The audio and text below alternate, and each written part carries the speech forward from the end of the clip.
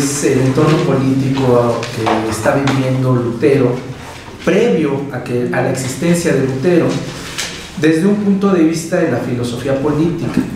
La filosofía política, así a grandes rasgos, nos está hablando de temas sobre cuestiones normativas, prescriptivas, de lo que sucede en una sociedad, desde un punto de vista de relaciones prácticas, en un sistema trascendental de comprensión.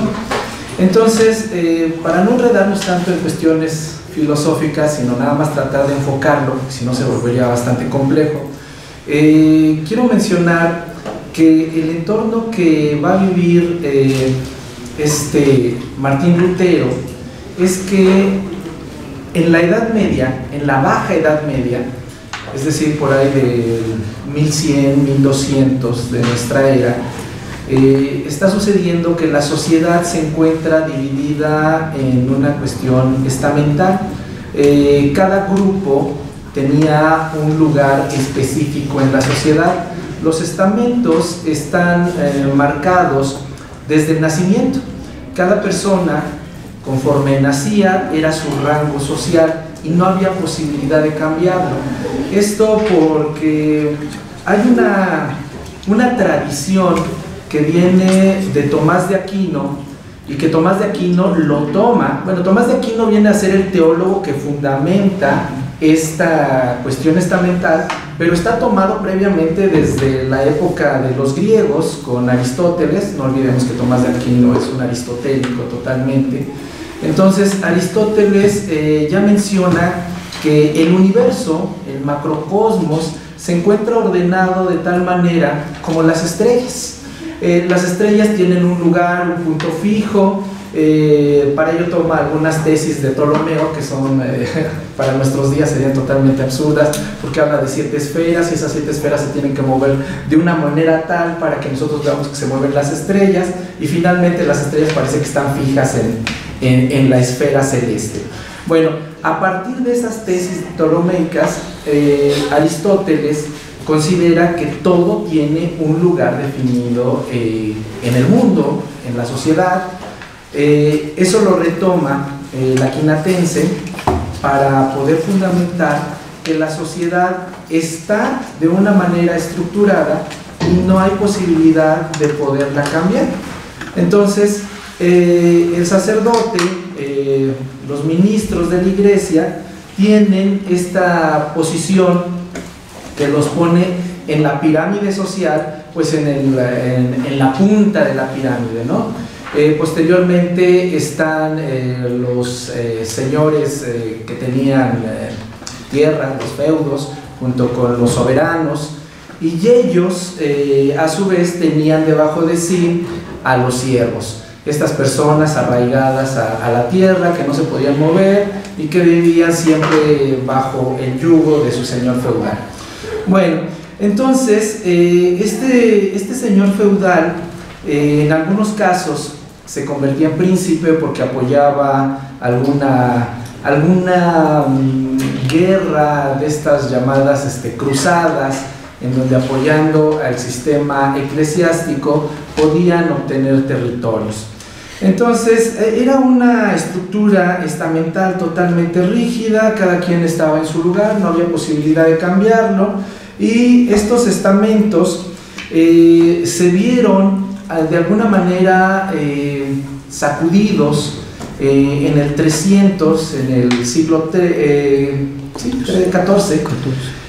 cuando empieza a haber ciertas pugnas entre los grupos de poder dados por lo que es el Sacro Imperio Romano Germánico, con los descendientes de Carlomagno, y el papado.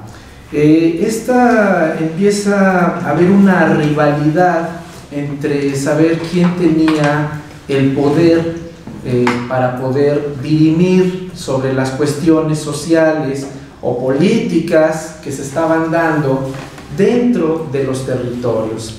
Entonces, para poder entender cómo se va dando esta situación, hay que entender que el poder religioso va marcando en esta época, estamos hablando del final de la Edad Media, cómo este poder tiene un control de los valores axiológicos en toda la sociedad. Es decir, los ministros de la Iglesia de Dios están trabajando para que de una manera ideológica exista en cada uno de los individuos una razón para continuar con un sistema social que a lo mejor les favorece o a lo mejor no, pero finalmente este sistema social está dado por Dios. Y si Dios lo manda de alguna manera, esa manera se tiene que respetar. Esto es muy interesante porque en alguna ocasión estábamos trabajando hermenéutica y veíamos cómo dentro del plano hermenéutico, voy a hacer un pequeño espacio lateral para poder entender esta situación. La hermenéutica nos habla de la cuestión histórica y la historia tiene mucha importancia, diría Gadamer, la historia efectual, porque esta historia nos va marcando de la manera en que nosotros somos y cómo nos movemos en este mundo, en este entorno social que llamamos mundo, porque tenemos un pasado que nos impacta y sin saberlo, sin reflexionarlo, ese impacto se hace presente en nuestras acciones y en nuestras decisiones. Entonces, ya regresando al tema de esta cuestión axiológica, la parte ideológica que la Iglesia va a ir marcando es que el entorno social está dado por Dios, por las Sagradas Escrituras, y se tiene que cumplir. La sociedad en general va tomando esto como valores morales, valores axiológicos que están determinando su ser, y ese determinar el ser lo lleva a comprender que su vida debe de ser así y no puede cambiar. La justicia, curiosamente, es impartida por tanto por los soberanos como por la Iglesia o los ministros de la Iglesia. Esta justicia no es como la comprendemos ahora, que es igual para todos. En ese entonces tenían trato discrecional los que cometían alguna falta, llamada entonces pecado, y si cometían una falta un miembro de la Iglesia, pues tenía posibilidades de librar el problema. Si era una persona de la clase elevada, pues también había posibilidad de librarla. Pero si era un pobre infeliz de los arraigados a la tierra, pues lo más probable es que se fuera a la hoguera por pecador. Entonces, esto va a ir de alguna manera inclinándose, porque había tantos pecadores como los hay hoy en día, tantas faltas que se cometen, pero en aquel entonces había una posibilidad de poder librar este problema de haber cometido una falta. ¿Y cuál era esta posibilidad? Bueno, pues la iglesia que se estaba construyendo, el Vaticano, quienes hayan o han visto algún video, hayan estado en el Vaticano, pues habrán visto la enorme cúpula de la Basílica de San Pedro, que es enorme. Se estaba construyendo. Entonces, para poder conseguir más fondos, se solicitaba que todos los ministros de la Iglesia pudieran de alguna manera vender indulgencias. Las famosas indulgencias, que después son las que critica Martín Lutero, pero estas indulgencias se vendían no solo para los seres vivos, sino que también para los muertos. Entonces, por ahí del año 1300, en el jubileo del año 1300, se inventa una manera de poder salvar a los parientes fallecidos que sabíamos que habían sido pecadores. Entonces se vendían indulgencias para los muertos y tenían la salvación durante 100 años.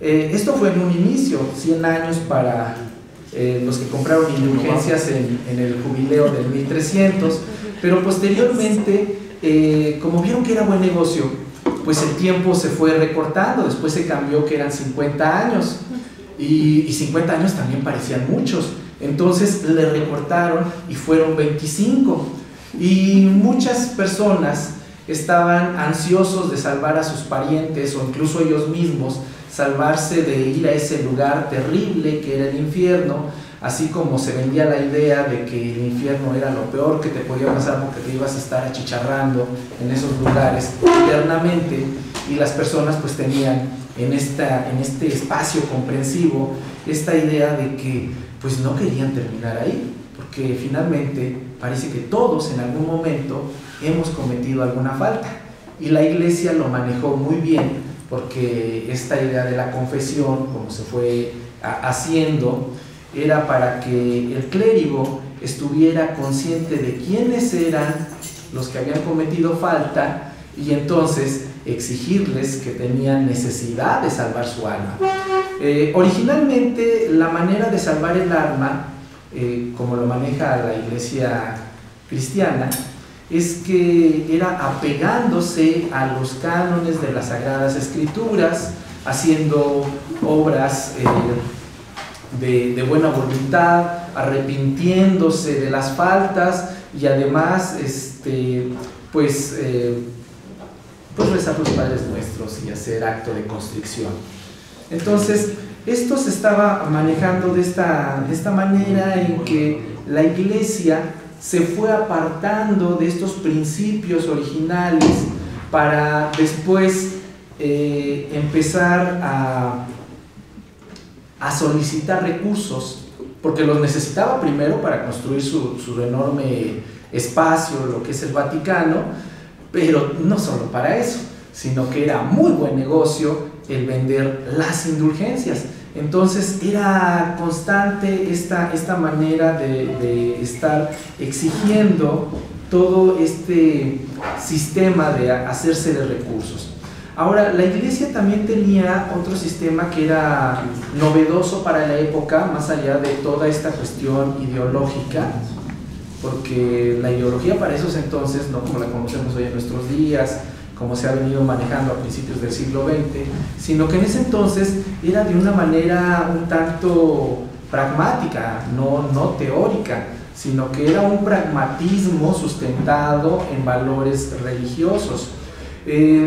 Pero había que reconocerle que la Iglesia también tenía otro sistema interesante, que era un proceso democrático, y que además, o sea, democrático porque para elegir un papa se reunían los ministros de la Iglesia y en voto secreto decidían quién era el nuevo vicario de Dios. Entonces, esta manera de ir trabajando ese sistema democrático que no existía en otras instituciones, bueno, no había instituciones para iniciar, ¿no? Entonces, era interesante cómo se trabajaba, pero también es interesante reconocerle que la Iglesia tenía un sistema diplomático. O sea, fueron los primeros en trabajar esta idea de ir instalando personas que estuvieran en diferentes territorios para conocer de lo que estaba sucediendo y ver de qué manera podían intervenir. No intervenir para salvar el alma, sino intervenir para obtener recursos económicos. Esto fue generando una ambición desmedida en todos los pontificados de la época. Posteriormente había estos problemas de la ambición, la rapacidad en la Iglesia, que algunas ciudades decidieron que ya no querían tener ni la ambición política del soberano, que en este caso era el Sacro Emperador Románico Germánico, ni tampoco el poder de la Iglesia, el poder del Papa. Entonces, esto se fue gestando con las llamadas ciudades-estado, las primeras que surgen en la región de la Lombardía, que es en el norte de Italia, lo que ahora en esa zona son las ciudades más ricas del país de Italia. Y viene desde esa época porque había mucho comercio sobre esa parte norte. Recordemos que ahí se encuentra Génova, que se encuentra Florencia, se encuentra Venecia. Venecia era una de las ciudades más importantes, rivalizando con Florencia y con Génova, porque por ahí pasaba mucho del comercio que venía por el mar Adriático directamente a Venecia, y las caravanas que venían del oriente pasaban por esa zona. Entonces el comercio les daba la posibilidad de tener bastantes riquezas, pero esas riquezas normalmente trataba de, por vía de los impuestos, irla reteniendo el Sacro Emperador. Entonces surgió un descontento en estas ciudades porque estaban en contra del Sacro Emperador. Inicialmente estas ciudades-estado eran como cualquier principado, tenían un soberano, un príncipe, que eran los príncipes electores, como mencionó anteriormente Carlos, y estos príncipes tuvieron conflicto con el Sacro Emperador porque eran demasiados los impuestos que se les estaban imponiendo, y acudieron al Papa. El Papa, entonces, como tenía ya algunos conflictos con el Sacro Emperador, empieza a ver la posibilidad de apoyar a estas ciudades para que de alguna manera hacer una liga de ciudades como un sistema de defensa, pero también un sistema económico.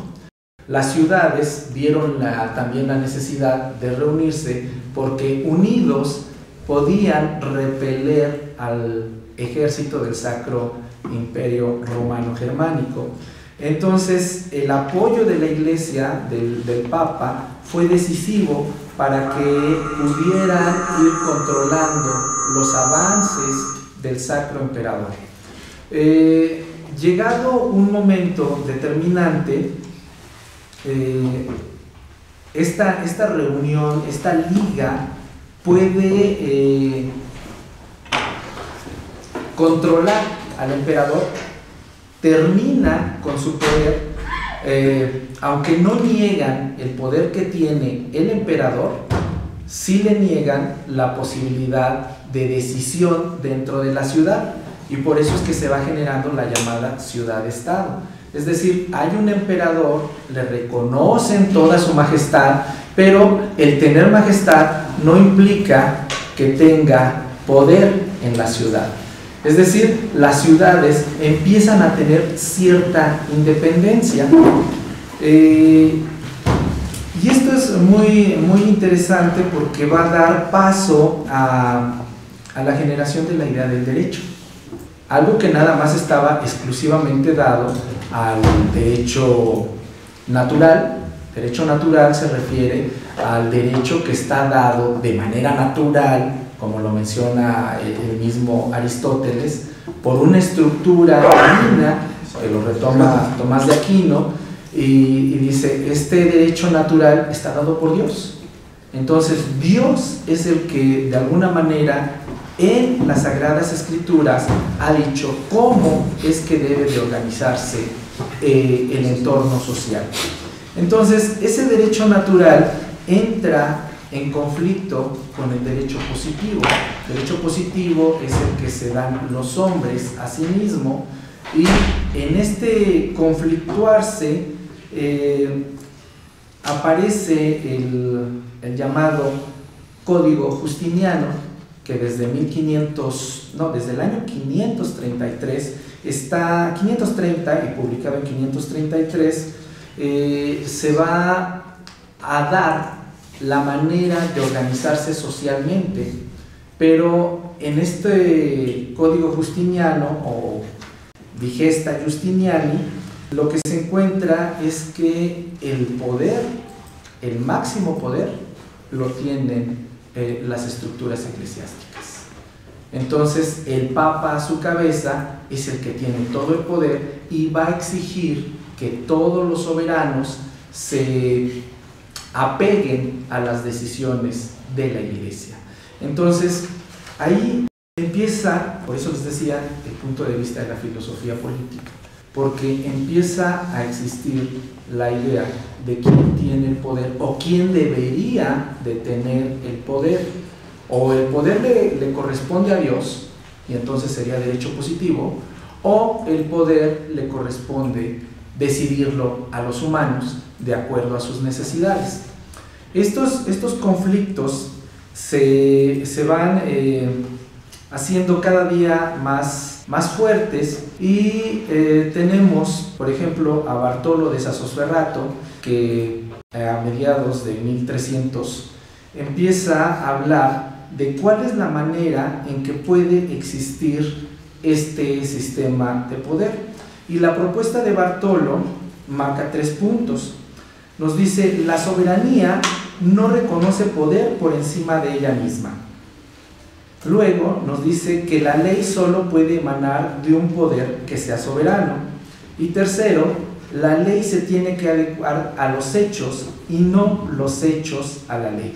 Es decir, Bartolo lo que está de alguna manera señalando es este último punto, que ya las ciudades-estado se estaban gobernando por sí mismas y por lo tanto la ley no podía ser contraria a este sistema que ya estaba de facto, aunque de jure el poder le corresponde al Sacro Emperador, de facto lo tiene la ciudad.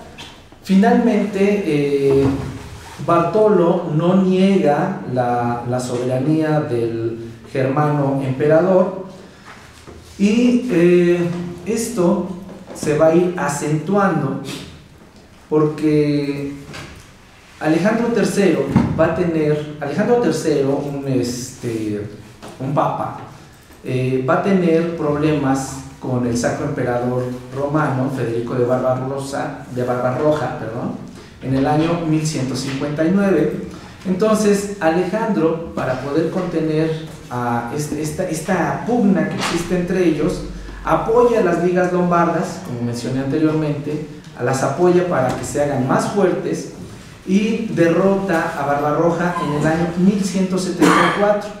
Posteriormente, con esta derrota, pierde el poder, aunque no el imperio, es decir, el territorio sigue siendo de jure parte del emperador, pero de facto están ya las ciudades trabajando de manera autónoma. Van a tener un encuentro donde se llama la Paz de Constanza, una ciudad donde se reúnen para poder dirimir estas diferencias y finalmente encuentran un sistema donde, bueno, el emperador reconoce que son sus territorios, pero no interviene en la toma de decisiones. Es decir, si nosotros lo vemos desde nuestro punto de vista, pues parecería que ya perdió, ya no tenía poder en ese entorno.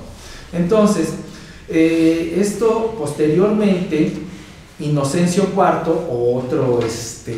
otro papa, excomulga y depone a Federico II, es decir, otro sacro emperador, y cuando lo depone, al excomulgarlo, le quita todo el poder. Pero eso es lo que dice la Iglesia. Recordemos, el Sacro Emperador está en la parte germánica, en la parte más al norte. Roma está en el centro de Italia, de la península italiana. Están muy alejados. Para la época, muy alejados, ¿no? En nuestra actualidad, nosotros lo vemos, México ocupa más territorio que ese espacio. Pero esta manera de ver cómo se separan y cómo el Papa, aun cuando dice estás depuesto, es decir, Dios ya no te apoya, pues obviamente el Sacro Emperador pues no le importa, porque aunque no tenga el apoyo de Dios, tiene el apoyo de los ejércitos, y entonces con eso tiene cierta fuerza en su territorio, más no hacia el sur, donde está la Liga Lombarda. Entonces se va estructurando geopolíticamente ciertas zonas de influencia de cada uno de estos grupos de poder. Entonces, Esta paz de Constanza termina con la intervención del imperio. Posteriormente, con Bonifacio VIII, otro papa, que en el año de 1302 emite la famosa bula Unam Sancta, en la que contiene sin duda la más precisa teorización de la posición teocrática. Y les voy a leer. Los dos poderes, el espiritual y el temporal, están en manos de la Iglesia. El primero le pertenece y el segundo ha de actuar en su provecho. El primero debe de ser usado por los sacerdotes y el segundo por el rey. Pero mientras el sacerdote lo quiera y lo permita. Es decir, que con esta bula termina dando a la Iglesia todo el poder sobre cualquier soberano. Es decir, el poder, como en alguna vez se manejó, decían las dos espadas, la espada espiritual y la espada terrenal, finalmente la tenía la Iglesia. Es decir, tenía el poder de decisión tanto en la parte espiritual como en la parte material. Y esto es interesante porque esta sumisión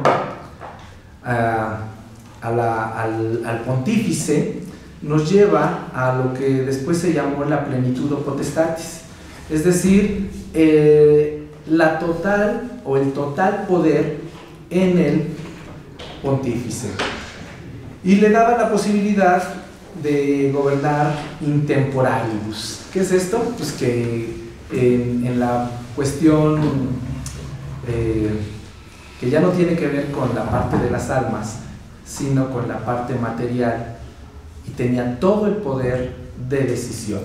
Todo lo que se tenía que decidir tenía que pasar por la anuencia de los ministros de la Iglesia. Por eso, cuando se menciona que Martín Lutero se vio presionado por el soberano Carlos V, tuvo que estar presente la Iglesia, el representante de la Iglesia, para exigirle a Martín Lutero que se retractara, y que, como ya vimos, no se retractó de sus tesis. ¿Por qué tenía que estar ahí presente? Bueno, pues porque tenían todo el poder. Y el soberano, en este momento, ya Carlos V, que era un soberano cristiano, aceptaba que por encima de él estaba la Iglesia. Entonces, esto es muy interesante porque hay una investidura de poder que se está dando a la Iglesia. Y la Iglesia es la encargada de coronar a cualquier soberano. Esto nos va a llevar a que en los albores del 1300, Dante Alighieri, ese de la Divina Comedia, va a escribir un tratado que se llama De Monarquía. En este tratado, lo que él nos está mostrando es que el poder imperial no viene del Papa, sino directamente de Dios. Es decir, todo este tratado lo que trata de explicar es que el Papa no tiene el poder para tomar decisiones. El poder está en Dios. Por lo tanto, el soberano, el monarca, tiene su poder directamente de Dios, no del Papa.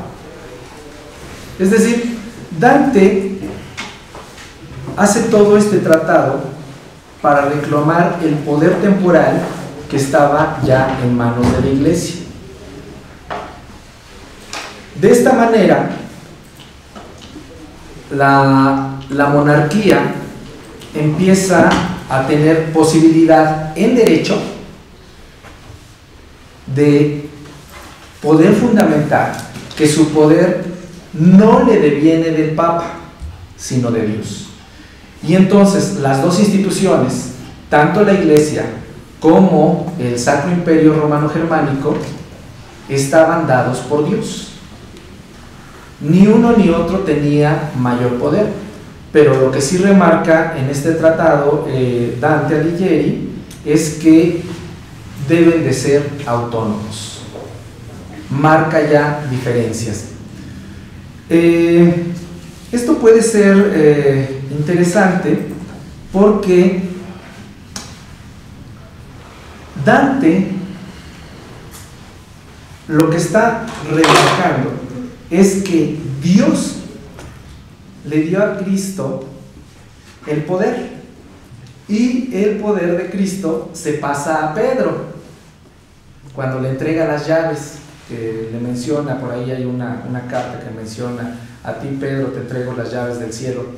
Y posteriormente, con los decretos roncalianos, o lo que el digesto justiniano o justiniano, se habla que los vicarios tienen esas llaves que le dio Pedro, que Cristo le dio a Pedro. Entonces, los vicarios, es decir, los papas, tienen ese poder directamente de Dios. Es decir, se saltan todo el proceso. Decir, bueno, primeramente Dios le dio a Cristo el poder, Cristo se lo dio a Pedro, Pedro a los vicarios, y por lo tanto los vicarios dicen, bueno, pues entonces el poder nosotros lo tenemos directamente de Dios, lo cual no es el caso, según lo menciona Dante Alighieri. Entonces, lo que estamos viendo es esta separación de poderes que se va dando entre estas diversas instituciones, para que posteriormente va a venir Marsilio de Padua. Y Marsilio de Padua es otro importante escritor de la época del 1300, y que va a dar un fundamento a la democracia, y que nos empieza a hablar de que el poder deviene de una comunidad de fieles. Incluso, como mencioné al inicio, el Papa es elegido de una manera democrática, es decir, una comunidad de obispos y arzobispos. Son obispos, ¿no?, los que deciden quién es el Papa. ¿Arzobispos o obispos? Arzobispos. Bueno, los arzobispos, cuando se reúnen para decidir quién es el Papa, es una comunidad. ¿No son los cardenales? Son cardenales, ¿verdad? Bueno, entonces, esta comunidad de personas son las que van a decidir quién va a tener el poder espiritual. Y dice Marsilio de Padua, es una comunidad de fieles, y esa comunidad de fieles es la que determina quién tiene el poder espiritual. Entonces, si eso sucede en la alta esfera, lo que sucede en cada comunidad, en cada pueblo donde hay una iglesia y se reúne el pueblo para escuchar el sermón, escuchar la misa, lo que sucede ahí es que también hay una comunidad de fieles, y esta comunidad de fieles son los que deciden sobre la toma de decisiones en algún momento dado. Entonces, Marsilio de Padua va a trasladar toda la cuestión del derecho a la comunidad de fieles, y la comunidad de fieles es un sistema, en última instancia, democrático. Es decir, ya las decisiones que se tomen dentro de la iglesia parece que empiezan a alejarse ya de esta idea de que lo que dice el Papa, y que después repiten todos sus ministros, es una decisión de Dios. Pues no, parece que no es decisión de Dios. Para Marsilio de Padua es la comunidad de fieles la que está tomando las decisiones, y entonces va a marcar una escisión, una división entre lo que es el derecho natural y el derecho positivo. Y el derecho natural va a quedar exclusivamente en las Sagradas Escrituras, y el derecho positivo, que es el que va a regir incluso al interior de la iglesia, más allá del derecho canónico, que es el que debe de estar dado exclusivamente por las Sagradas Escrituras, y la toma de las decisiones están dadas por esta comunidad de fieles. Incluso cuando tiene una controversia con el Papa menciona que las llaves que Cristo le entregó a Pedro y que están en el Vaticano, y que entonces quien detenta el poder en el Vaticano tiene ese poder de las llaves del cielo, que es lo que da pie a las llamadas indulgencias, porque tenían la posibilidad de decisión sobre lo que sucedía en lo terrenal y en lo espiritual, pero sobre todo por este fundamento de tener las llaves del cielo.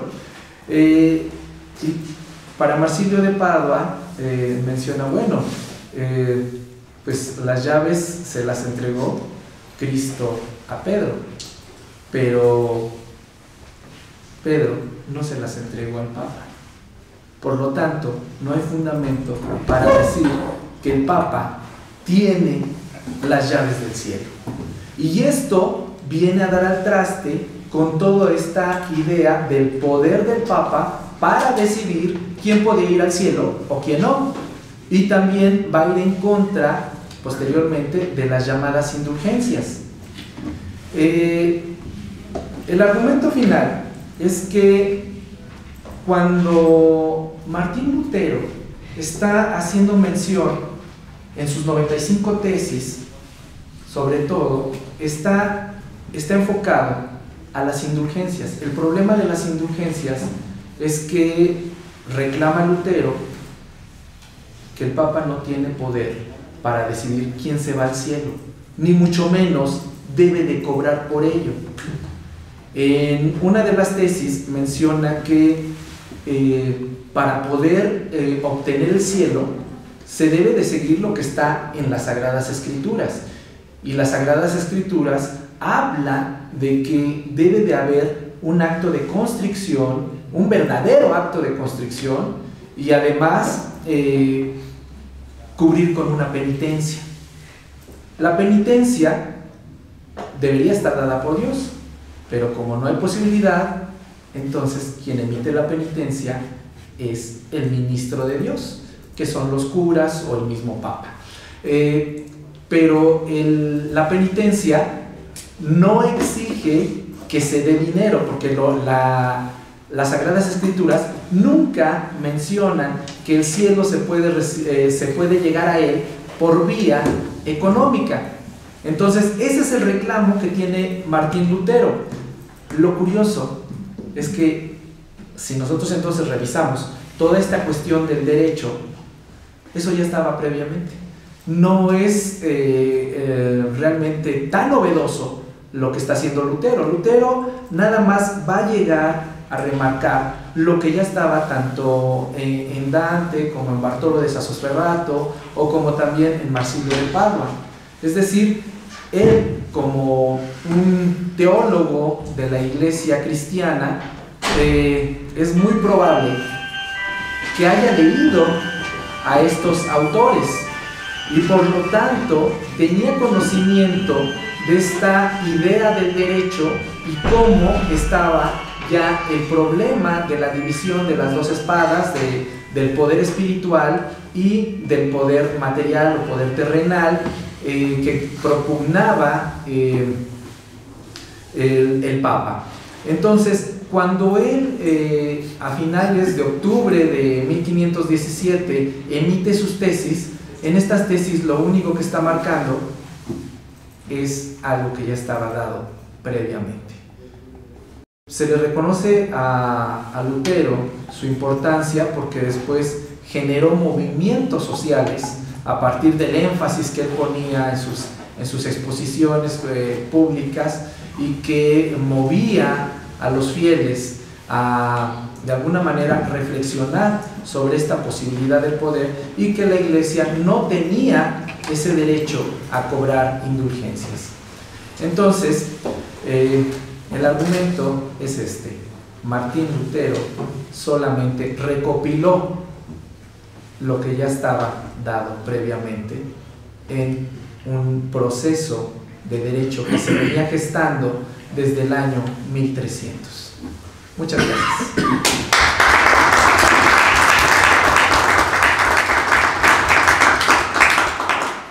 Bien, pues vamos a dar espacio para las preguntas, para los comentarios, las intervenciones de todos ustedes.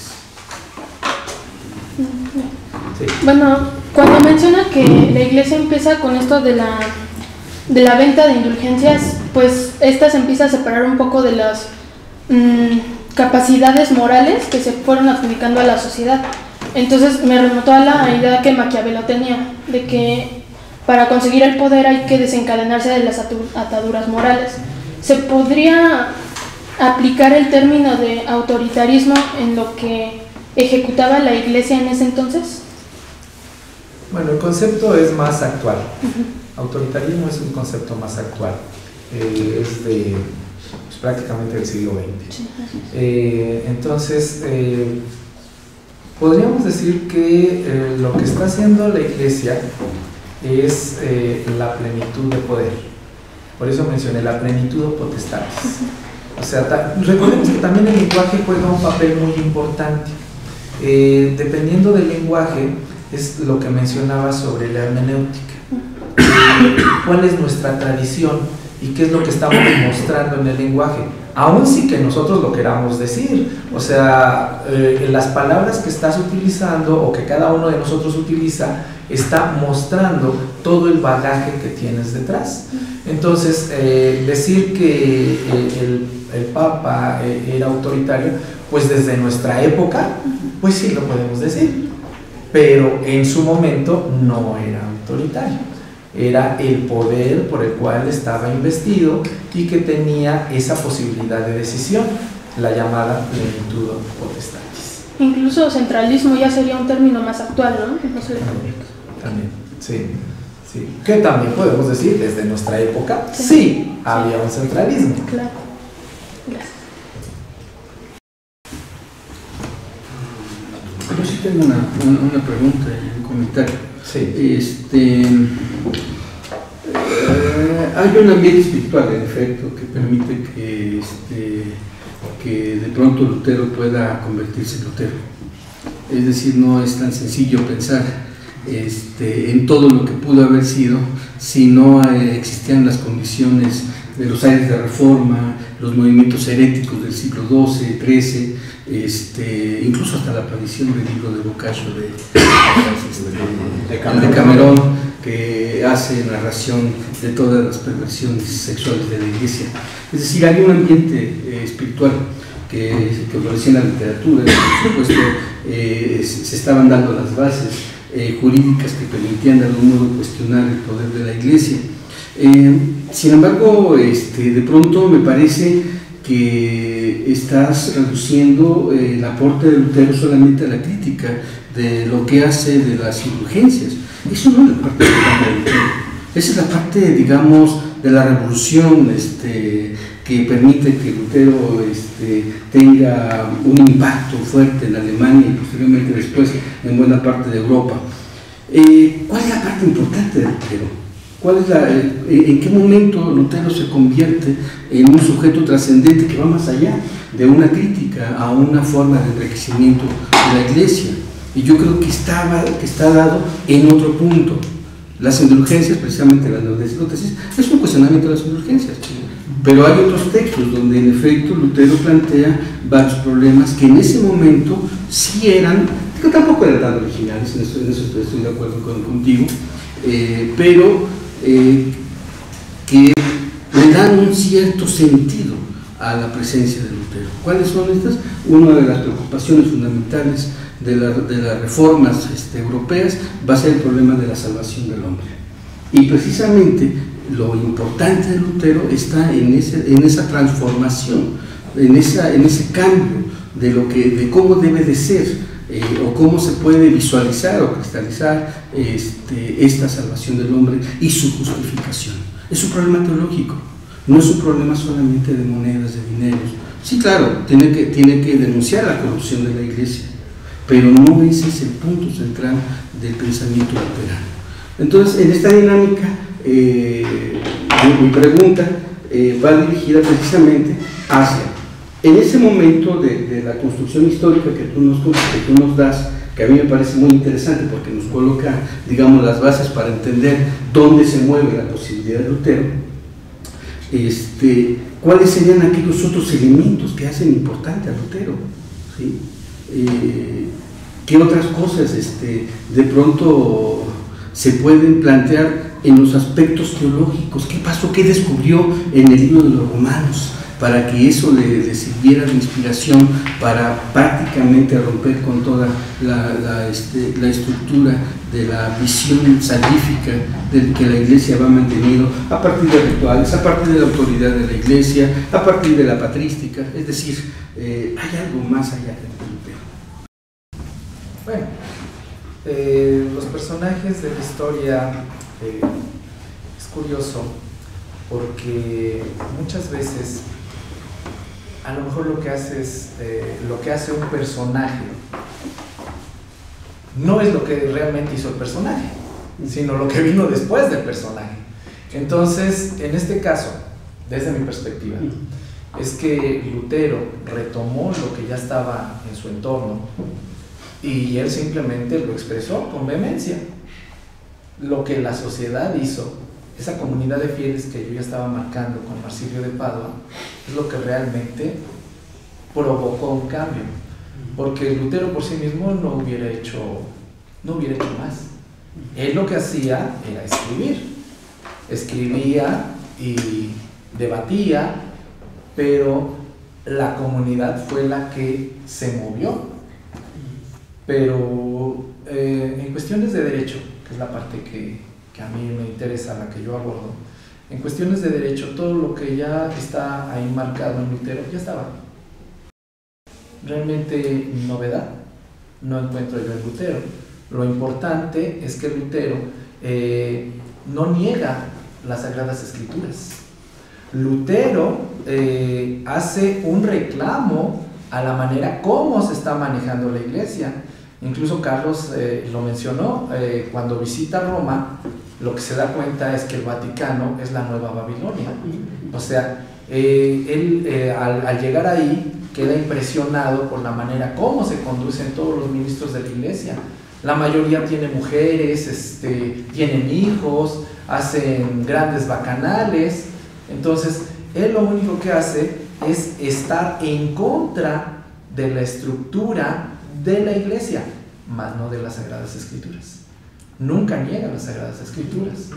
Entonces, por eso se va a hacer esta escisión de la llamada Iglesia Protestante, que él es de alguna manera uno de los iniciadores, no es el único, ya había otros anteriormente, pero lo que yo encontraría es la vehemencia con la que él expresa todo ese sentimiento contra la Iglesia, pero sin dejar de apoyar las Sagradas Escrituras. Tiene que ver un poco una pregunta que quería hacerle hace un ratito, que le quería hacer al maestro hace un ratito y se relaciona con lo que tú planteas. Estas premisas de que primero es el hecho y luego el derecho son elementos que los juristas de manera automática conciben. No puede ser al revés según algunas posturas, ¿no? Aunque dentro de la dinámica actual de la hermenéutica jurídica podríamos entenderlo así. En esa situación yo retomaría esta parte que tiene que ver con el concepto del héroe, pues.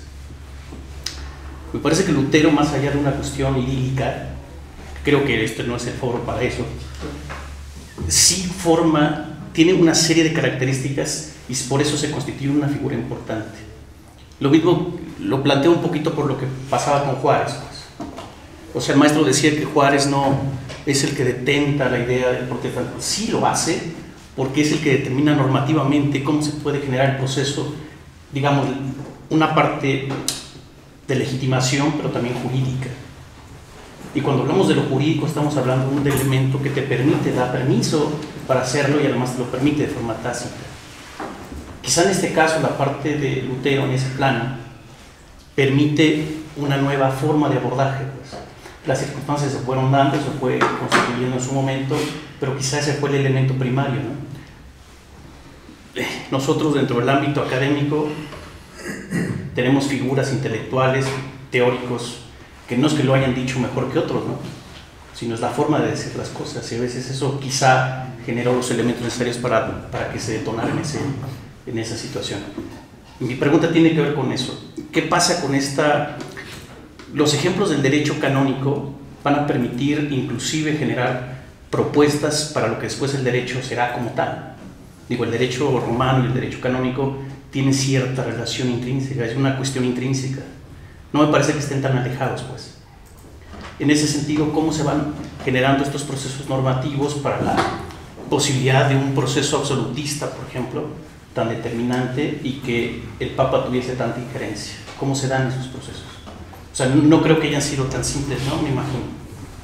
Hay una situación muy compleja, pero de diferentes elementos que van a permitir que se consolide la dinámica del poder absoluto del rey gracias a una dinámica relacional entre iglesia y Estado, y que después también la misma iglesia genera el proceso de secularización.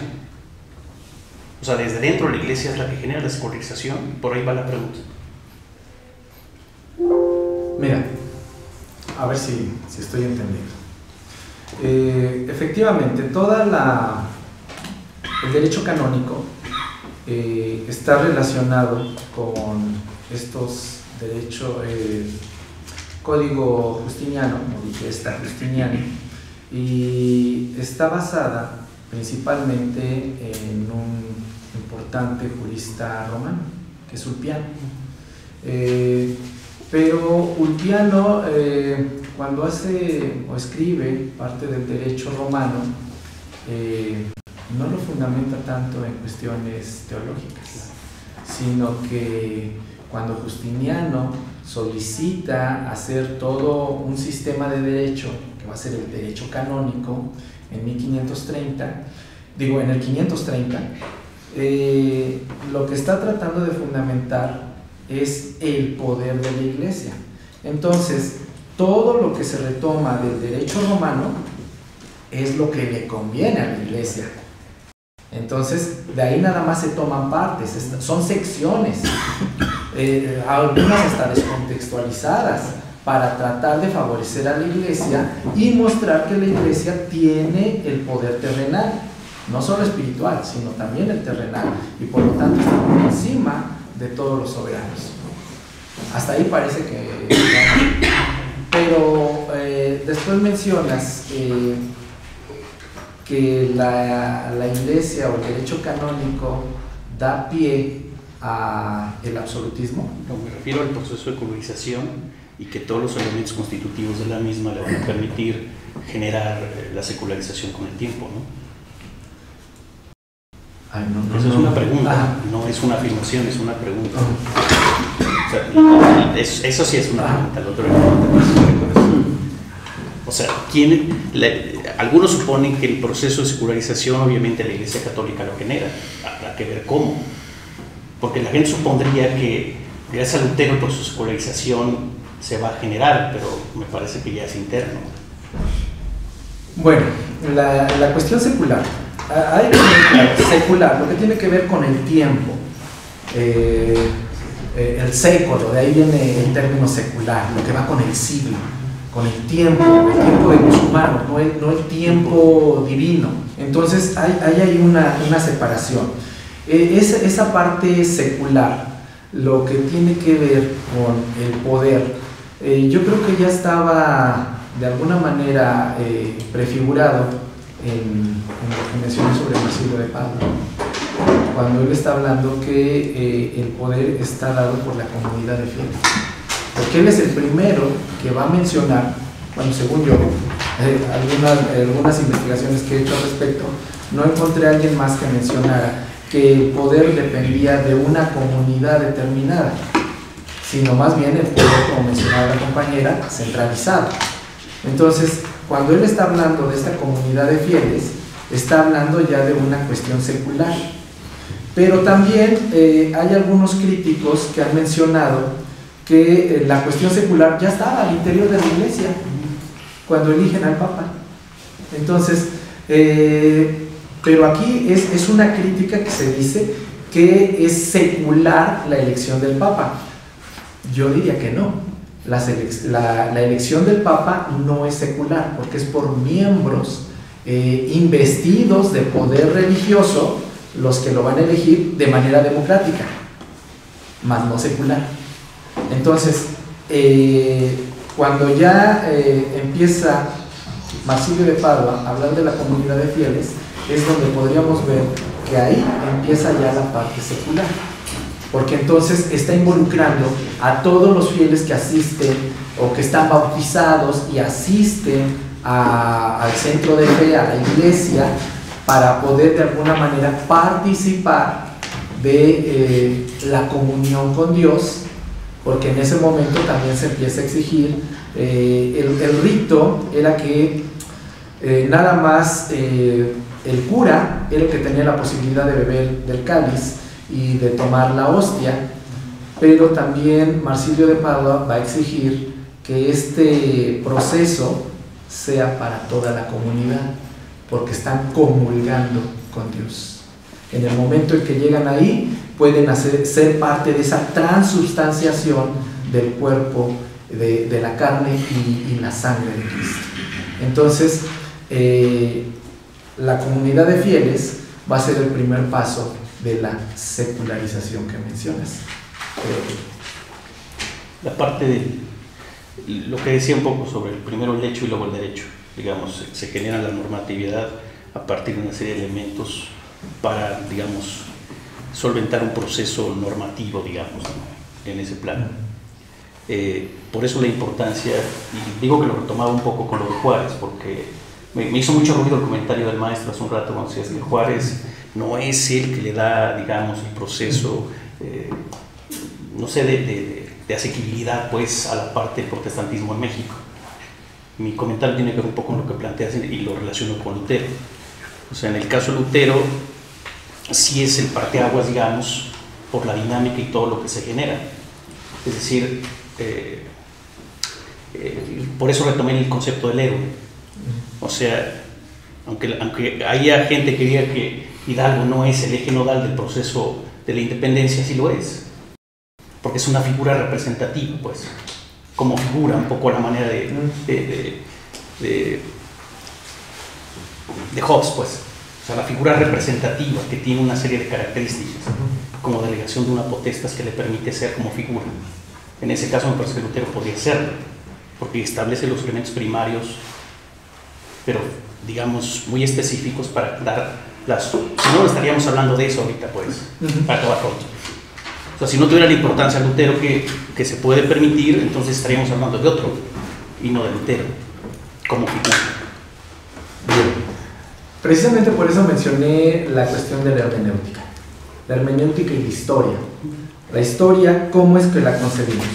Pero a veces creemos que la historia nos dice verdades, y la historia es una manera de ir construyendo, de hacer constructos que nos dan un fundamento a nuestro actuar y a nuestro comprender el entorno. Entonces, la historia es la que se ha encargado de crear al héroe.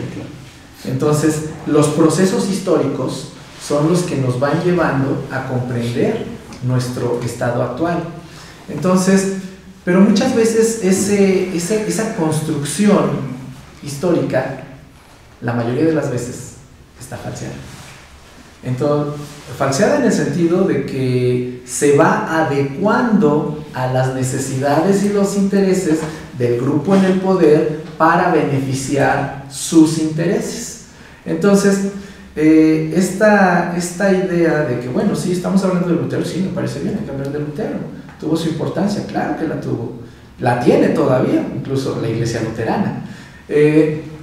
Pero en la cuestión del derecho, que era lo que yo estaba marcando al inicio, por eso mencionaba, estoy evocándome a la cuestión de la filosofía del derecho, todo lo que menciona Lutero y lo que algunas veces se le adjudica además, pues no estaba precisamente en Lutero, ya estaba previo. A eso era el punto, que en cuestiones de derecho, Lutero no es exactamente, no es original. Por allá había una mano por allá. ¿Quién? Carlos. Sí, bueno, es muy interesante plantear este tipo de problemáticas y está bien los dos cuestionamientos que te hacen. Primero el maestro Álvaro Reyes-Tosqui y el maestro. Sin embargo, a mí me queda con este debate que acaban de hacer, si ya estaba previo lo que había postulado Lutero históricamente por otros personajes, por otros juristas, por el proceso mismo del Papa, entonces cómo este personaje, y bueno, claro, ciertas condiciones, la imprenta, la ciudad, ya no había propiamente un ámbito rural, sino un ámbito citadino que le permite a Lutero tener más acceso a más a esta comunidad de fieles, ¿sí? Ya no estaban tan desperdigados en el campo, ya estaban concentrados en la ciudad. Esto le permite a Lutero transmitir más rápido las ideas de manera más masiva, pero si ya estaba previo, ¿cómo es que a partir de Lutero, como una especie de gozne que engarza a la Edad Media con la modernidad, cómo es que a partir de Lutero se abre un proceso para hacer una iglesia moderna? A diferencia de una iglesia medieval. Si ya estaba previo, ¿qué pasó con Lutero? Y con el proceso de Lutero, no centrándonos tanto en el personaje, sino en todo el proceso que desencadena Lutero. ¿Cómo es posible que si ya estaban dadas, fue una suerte de síntesis que hizo Lutero,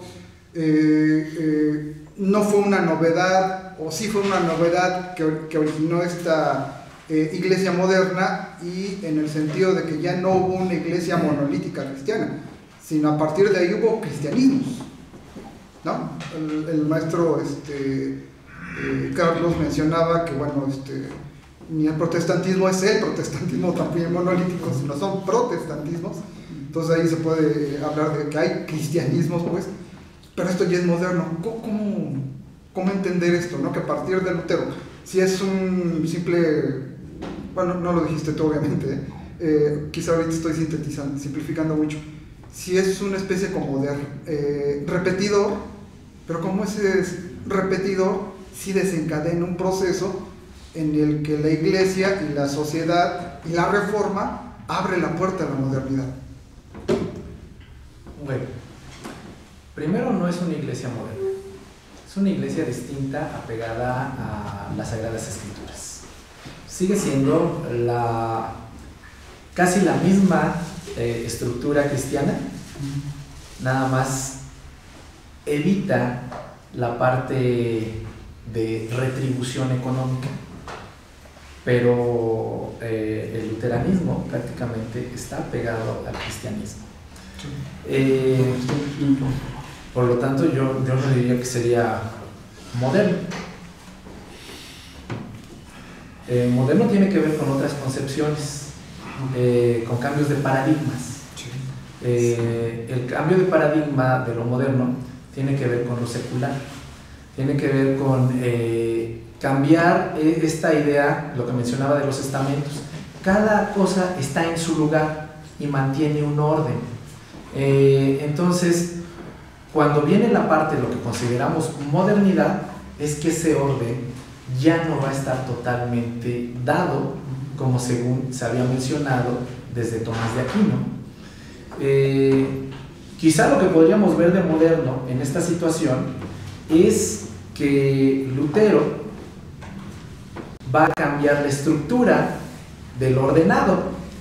Es decir, hay una iglesia que está a su cabeza en el Vaticano, y bueno, y va a haber otra iglesia más. Eso podría ser ya un tinte moderno, o sea, cambiar la estructura, pero finalmente de fondo sigue siendo lo mismo, nada más sin la cuestión económica. Son austeros. Y yo vuelvo a la parte histórica. ¿Por qué Lutero tuvo esa repercusión y esa importancia?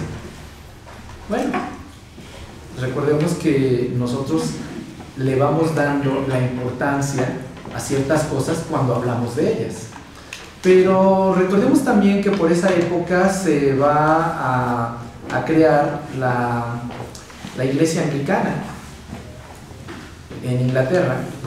Se funda la iglesia anglicana cuando Enrique VIII se niega a obedecer las órdenes del Papa, que le ordena seguir casado, no lo quiere divorciar, y él se quiere divorciar porque no puede tener hijos con una esposa. No recuerdo si fue Ana Bolena.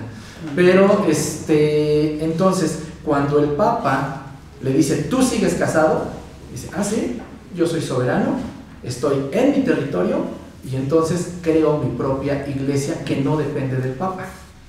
Y por lo tanto se crea la iglesia anglicana, que sigue hasta la fecha en Inglaterra y en algunas partes de la comunidad británica, o no sé si se llama toda la comunidad británica, Reino Unido, ahora se le llama Reino Unido. Entonces, esta iglesia anglicana también tiene su importancia y está promovida por Enrique VIII. Sin embargo, Enrique VIII a lo mejor no le hacemos un seminario, ¿verdad? En este caso se lo estamos haciendo en honor a los 500 años de que exactamente este señor llega y clava a Martín Lutero en la puerta de Wittenberg, clava sus tesis. Pero pues podemos hacer otros eventos sobre otras cuestiones que también tienen que ver con el tema. Es decir, nosotros vamos conformando el proceso histórico. Depende de nosotros. ¿Alguien más? Bueno, parece que ya estamos sobre tiempo. Estamos sobre tiempo, además. No lo vamos a agotar el día de hoy. O sea, todavía, digamos, aquí abrimos gracias para los siguientes 2 días. Pues. Así es. Bueno, pues vamos a concluir solamente con el protocolo de entregarle al maestro Lorenzo Espinosa Gómez una constancia por su participación como ponente discutiendo el tema Lutero y su entorno político, efectuando el seminario Pensamiento y Perspectivas, 500 años de la Reforma Protestante, llevado a cabo el día 15 de enero del 2018.